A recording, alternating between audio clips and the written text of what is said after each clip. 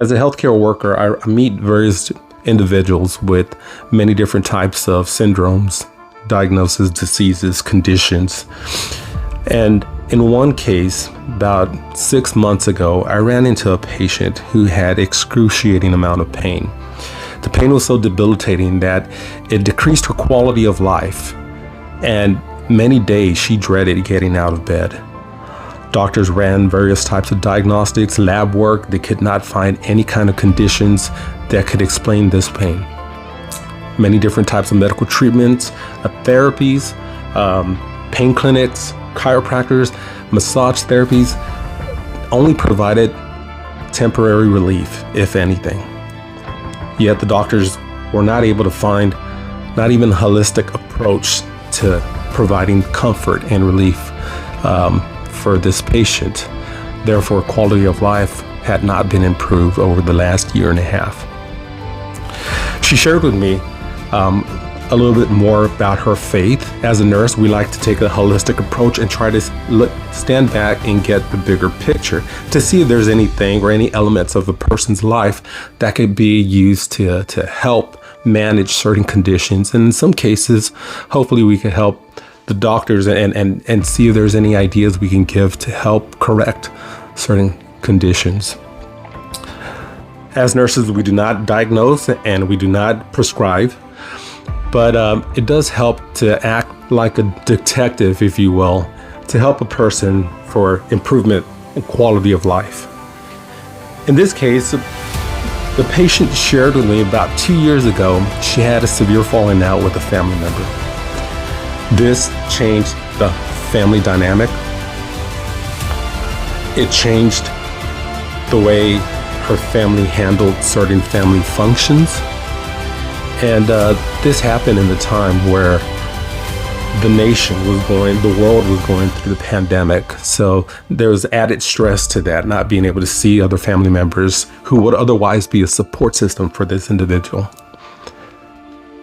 She also shared how about a year ago, her relationships with her church family were becoming strained, had severely decreased, and their interactions with their church family started weaning off, started wavering due to the said changes in her character according to the church family. Many tried to reach out, but she no longer wanted any interaction with them after having some difficult exchanges with her church family. As she starts recalling these experiences, her whole demeanor changed. She started becoming more anxious. She started becoming more defensive. She started becoming a little bit more hateful. There was a lot of discouragement. And you could tell that her whole physical demeanor changed within a matter of minutes. It was more like a matter of maybe 30 seconds, 40 seconds, where there was a shift from one demeanor to another. In talking to her about her faith, she was sharing how certain sermons and certain messages, certain scriptures would give her peace, but later on was robbed by her memory of her interactions with this one family member. Talking to this member, I started asking them about what they view and how their faith helped them. She started sharing how the gospel first impacted her life, that the forgiveness of Jesus was so pivotal in her walk, in her life, early on in her life, that it seemed to have set her free.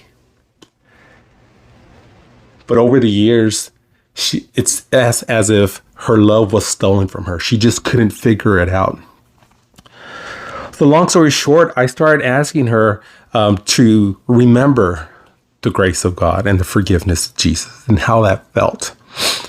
And asking her what scripture said about the commandments of Jesus. And one that stuck out to her without me having to say anything was how Jesus told us we should forgive 7 times 70. And 7 is often exemplifying the number of infinity. No end. When I asked her what this meant to her and what she thought Jesus was trying to say, it's as if the light bulb just went off and her eyes got big. Her whole demeanor changed and she started crying. She started saying how the love of Christ and the forgiveness of Christ should not be withheld. Just as Jesus forgave us, we should forgive others. And in doing so, her whole demeanor lit up. And then she looks me square in the eye and she says, you know what? I have not forgiven my family member. I have not forgiven this person, and it has trapped me in a jail cell of condemnation. She started weeping, she started crying, and then she started praying right then and there. And then she asked the Lord to forgive her. She fell on her knees and she started asking the Lord to forgive her. This woman was on her knees crying and praising the Lord, a woman that could hardly get out of bed. And just like that, I asked her how her pain was. She looked at me and she said, I have no pain. She stood up and she started jumping. It's as if that moment, God had just forgiven her, and the pain of unforgiveness was lifted off. It was as a spiritual force was just lifted off. There's no better way to explain this. And in that moment, I asked her, do you think unforgiveness and resentment you had toward this person could have been an underlying cause of your pain? As Christians, we believe that everything stems from the spiritual aspect of our lives, our spiritual health. The spiritual health can manifest in psychological health.